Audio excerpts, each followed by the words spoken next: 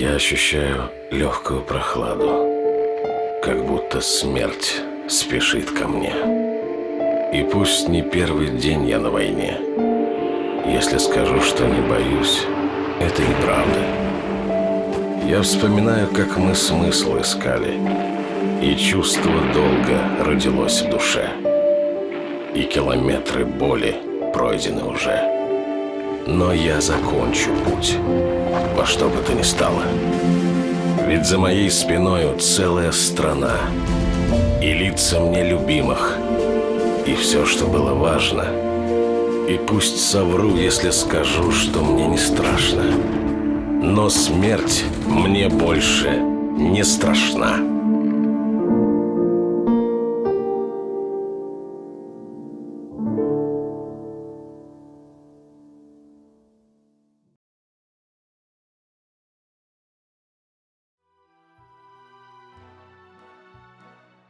Осман Хадисович Досхоев, участник Великой Отечественной войны. На момент начала военных действий наш герой находился на службе в армии, откуда был направлен на фронт. Осман Досхоев участвовал в обороне Ленинграда.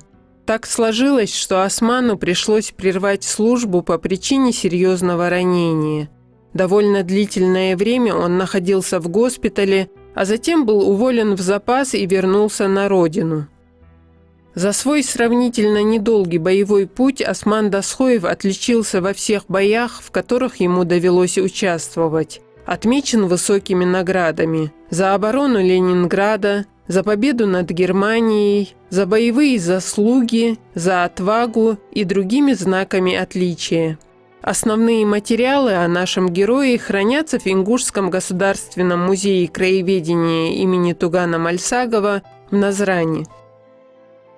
Сегодня мы вспоминаем героя Отечественной войны Досхоева Османа Хадисовича, который в 1975 году родные и близкие передали его материалы в наш музей, награды его, удостоверения, фотографии. И вот он размещен у нас в экспозиции «Защитники Ленинграда». И вот мы рассказываем о нем. И нам очень приятно, что сегодня с нами в зале боевой славы Музея краеведения находится ее дочь Лида, которая вспоминает об отце, рассказывает нам о нем. Каждый год она приходит вот эти наши священные даты праздничные в музей и все новые материалы нам представляет. У нас очень большой материал о Досхоеве Османе, нашем герое Великой Отечественной войны, и его заслуги здесь представлены. И надо нам помнить всегда о таких людях, чтобы наше подрастающее поколение знало, как они воевали во время Отечественной войны. А он оказался в гуще такой кровавой бойни. Ленинград – это была северная столица тогда Советского Союза. Враг на него больше всего напирал и хотел захватить. Но они отстояли Ленинград. Но хочется вспомнить вот такие факты в нашем музее. Был автор гимна Советского Союза, а впоследствии и Российской Федерации, Сергей Владимирович Михалков. Вот он, когда посетил вот как раз в те годы, в 70-х годах уже прошлого столетия, наш музей в неблагоустроенном, тогда в селе, можно сказать, Назрани, приехал и посетил этот музей и сказал, как прекрасно, что есть люди, помнящие о тех, кто сделал все, что мог для своей родины. И он подарил музею текст своего гимна Советского Союза, нашего впоследствии российского гимна. И вот эти памятные слова и плакат с гимном у нас находятся при входе в наш музей. Основатель музея Туган Мальсагов и Осман Досхоев были лично знакомы. По воле судьбы пересеклись их пути и на войне.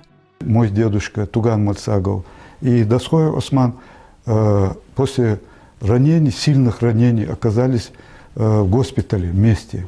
И вот они, когда получали посылки, делились и раненым передавали весь свой вот паёк, который из дому им присылали. Вот этот факт мне как-то вот лег в душу и запомнился в блокадном Ленинграде.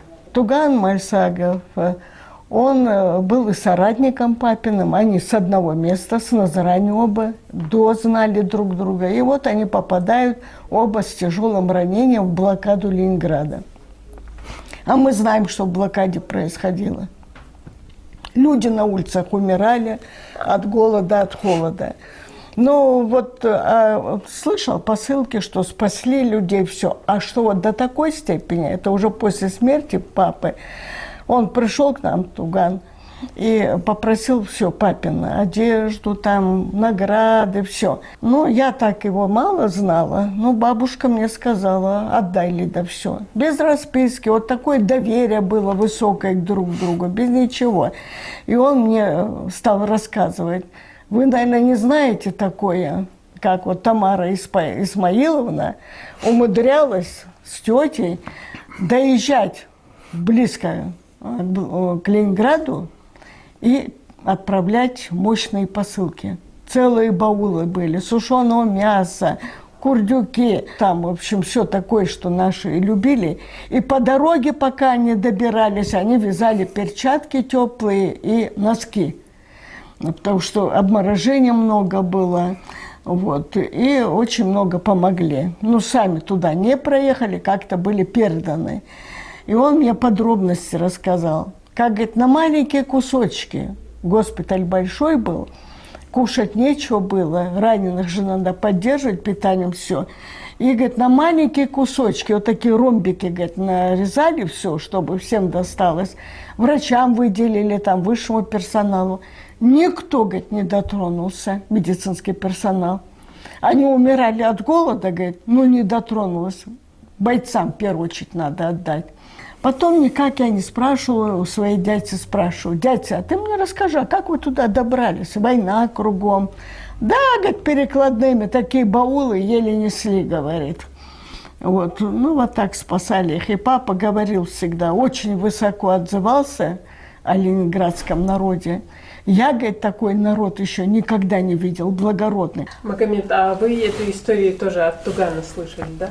Да, вот слышал вот еще школьные годы.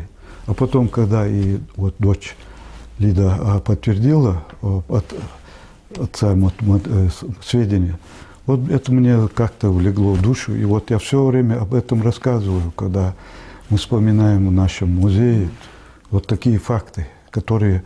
Это тоже был подвиг, вы знаете, это был человеческий подвиг, что вот они так сделали. Да, ну, почему? Потому такие. что вот у них вот душа болела за людей.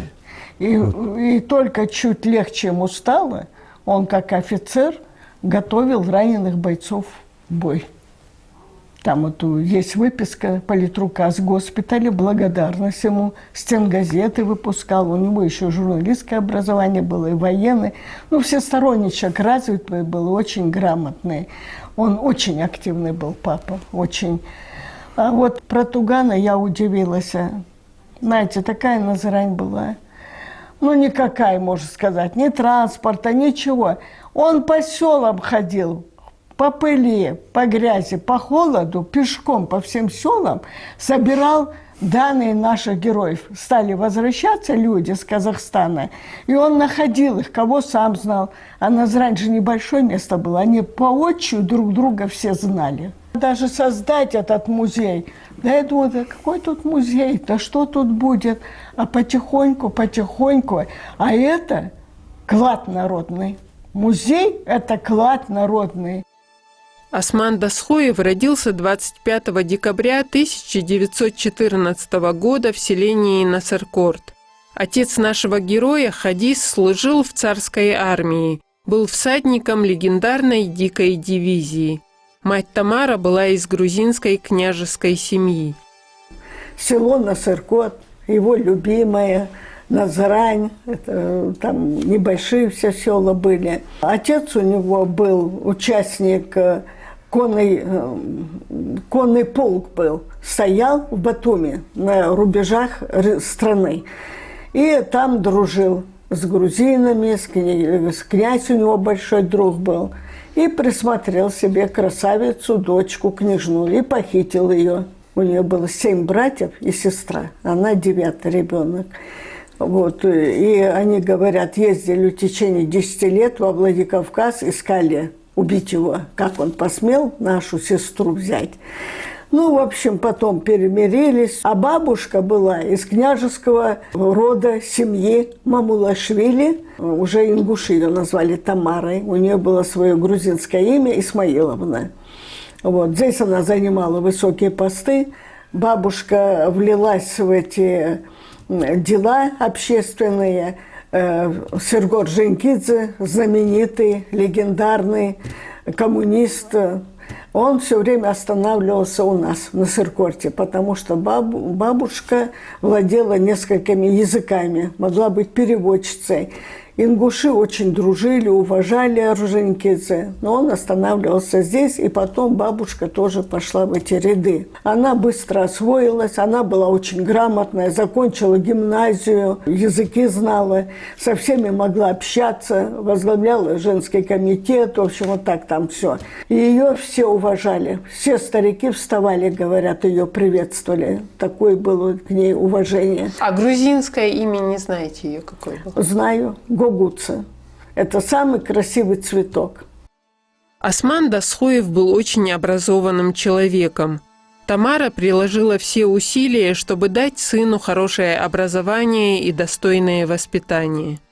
Папа окончил школу, окончил журналистику, прекрасно знал алфавит ингушского языка. Жили в Насыркорте. Вот. А потом уже, когда папа взрослый стал, все хотели наладить отношения с бабушкиной родней. У бабушки сестра была известная писательница в Тбилиси, Лидия Мигрелидзе, муж композитор, у нее 5 дочек, ее дети все были высокопоставленные. И, в общем, папа ее повез к своим родным. Там ее встречали как с того света, об этом всегда рассказывали. Женщины так плакали, думали, ее нет в живых. Уже у нее 7 братьев было, 5 расстреляли как демократов. Вот, оставались 2 и отец. Вот, но один высокий пост занимал.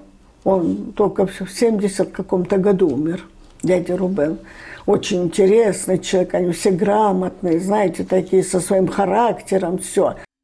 Связь с родной Грузией Тамара не обрывала до конца своих дней. Нужно сказать, что и на родине ее не забывали и очень любили. Когда бабушкиной сестры не стало, Союз писателей, вся Грузия занялась бабушкой. Они написали художественную книгу, легендарная такая личность. Я ее всегда везде сопровождала. Девочек, подростка, девушка уже была. Все меня везде знали. И, значит, занялся Союз писателей. Это был 69-й год. Мы в Черноречье, в Грозном жили. Там данные ее о биографии, все. И написали книгу. Они, правда, на грузинском языке. Обещали перевод, но так она у меня в Грозном осталась. Очень она была любима своей семьей. Ею восхищались. Как сноха ингушская стояла до последнего, 88 лет ее не стало, она с кухни не выходила. А на самом деле у нас очень много народу, очень много родственников, и все посещали нас, и ее все любили. А в каком году ее не стало? В 79-м. Это уже после сына? Папа вперед умер. Папе было 60 лет. Он единственный у нее сын был.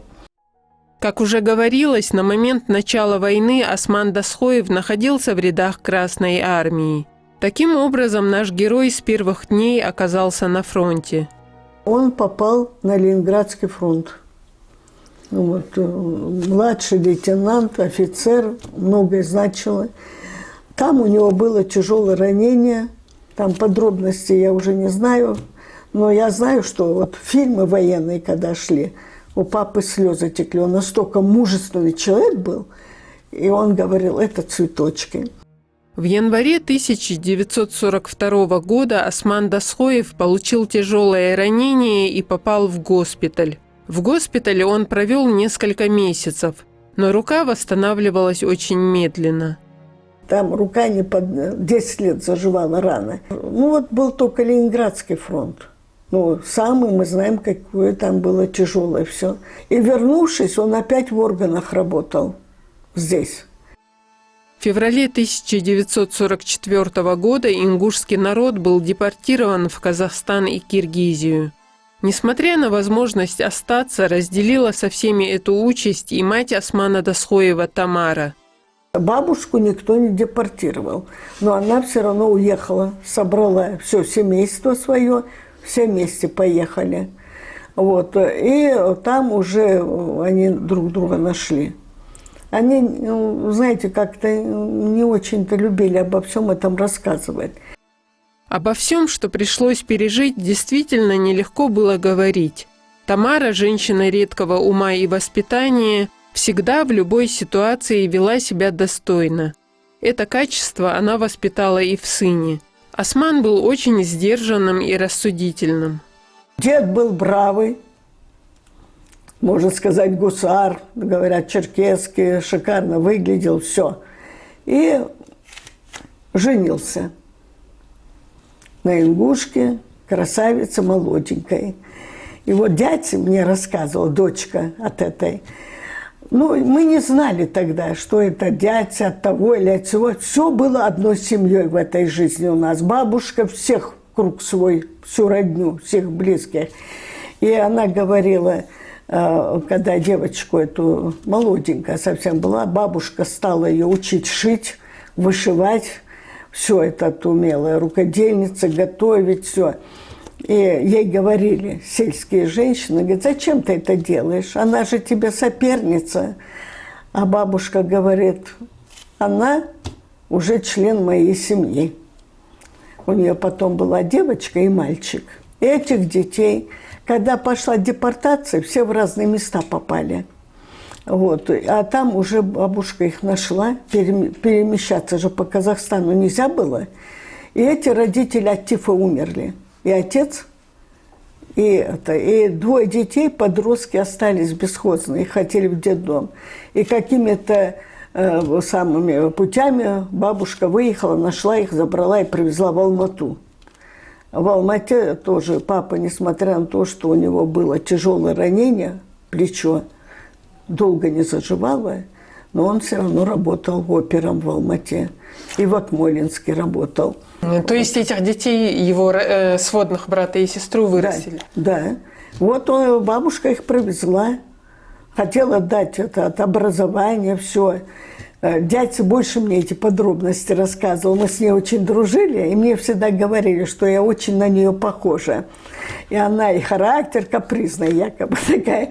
Вот. А дядя вышла замуж там в Алмате и жила потом в Дачном. Много детей, очень культурная женщина, такая бусел, чистенькая, интеллигентная. Она все говорила, что вот это бабушкино все воспитание, все. А брат ее, папин брат сводный, он уехал далеко. После Алматы уехал в Архангельск, он там служил, что ли. Вот там женился, у него 2 сына, занимали высокие посты там где-то в Мурманске. Мы так знали, пока он живой был. А дядин сын ездил туда навещать, а он, Мурат его звали, приехал как раз, когда папа умер. Не стал, так плакал сильно. Они все папу очень любили. Папа был очень правильный человек, справедливый, добрый. Жизнь в Казахстане в первое время была крайне тяжелой. Семья Османа Дасхоева попала в Акмолинск. Благодаря военному опыту наш герой смог устроиться на работу в правоохранительные органы. В 1950 году Осман Дасхоев переехал с родными в Алма-Ату. Там он стал работать старшим оперуполномоченным. Под руководством Османа Дасхоева было раскрыто немало серьезных преступлений. И там встретились с мамой. Мама была очень красивая, с известной семьей знаменитой. Вот, папа ее, Евлой Берд, знаменитый, легендарный человек. Там состоялась их свадьба, поженились, все. А вас в семье сколько лет? 4. Первая была сестра, 47-го года, в Акмолинске родила. Потом брат старший, 49-го года, в Акмолинске. А уже я в 51-м году уже в Алмате родилась. И после меня брат в 1953 году в Алмате. Нас 4, 2 девочки, 2 мальчика. Как только было дано соответствующее разрешение, Осман Дасхоев вместе с родными вернулся на родину. И здесь в первые годы все складывалось далеко не просто. Пришлось заново обустраивать быт. Первые вернулись в Назрань. Еще только объявил Хрущев, уже приехали. Мы поездом, семья, папа вот с этим Гиреевыми на машине, 2 машины. Я помню, Зим одна была, другая Москвич. Но жилья как такого тяжело было найти. В центре Назрания купили домик маленький, он и сейчас там стоит. Вот этот домик, как резиновый домик был. Что там делалось, боже мой. Следом пришел эшелон. Люди не могут перемещаться, некуда деваться. В села никаких машин не было. И вот эти машины ходили ходуном по Назране. Кто хочет, как хочет. Добираться дорог не было. Эти Гиреевы были с Сурхахов, и вот туда отвезти, сюда. А люди просто оставались на улице ночевать. Представьте себе, погода, холод, все. И папа заводил их в дом.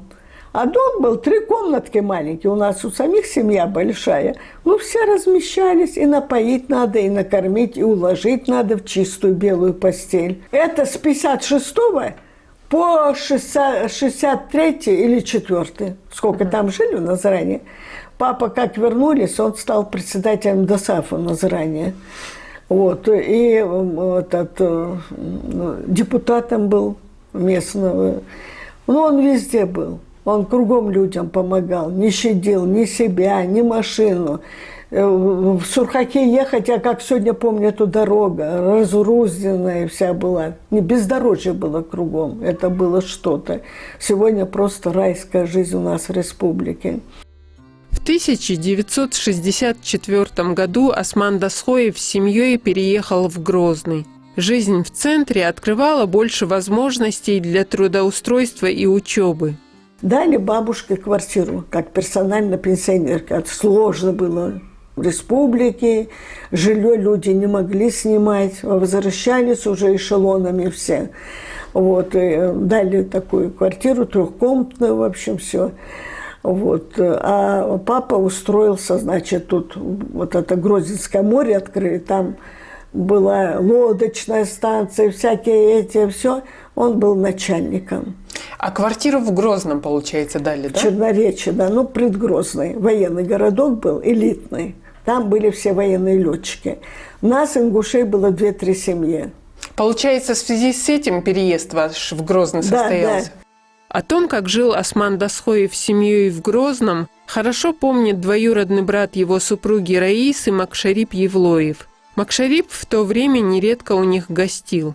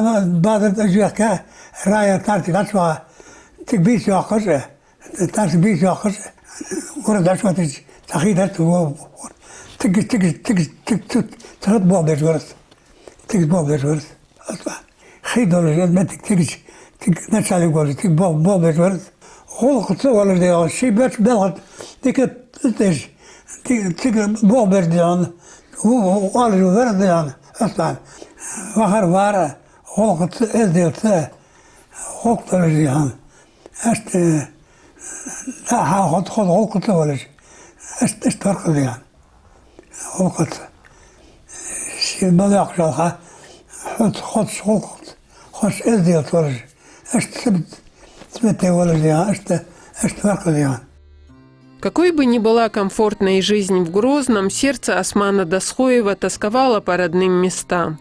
Наш герой решил вернуться в Назрань. В 1974 году вот домой и все. Он не мог жить без Ингушетии, без Назрани своей.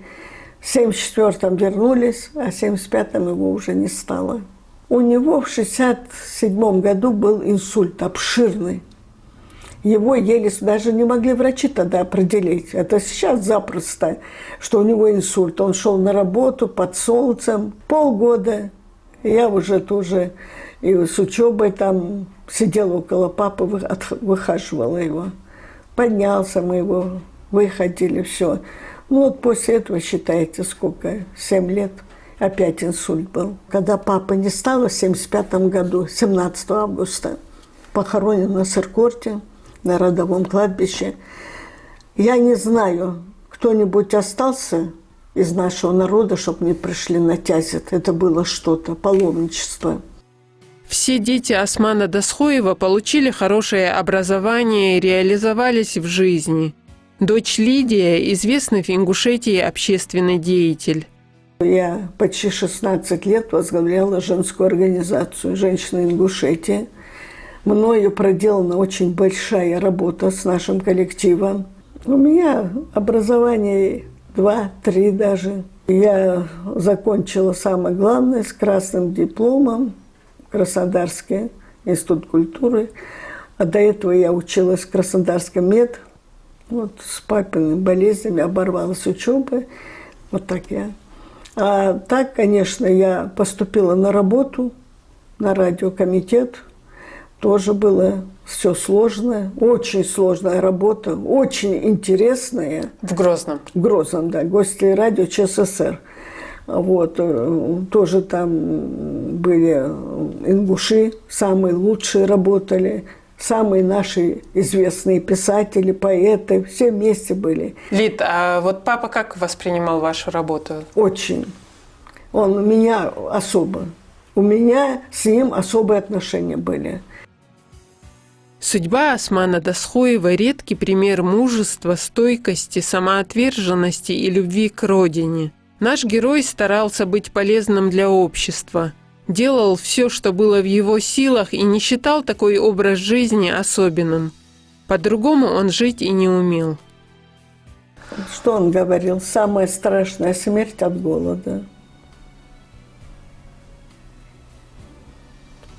И так вот слезы текли. Он очень мужественный человек был.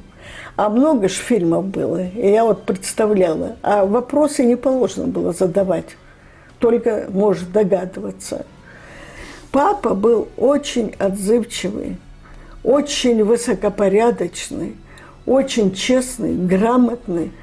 Всех опекал, оберегал. Сколько было у людей неприятностей, все. Он впереди шел.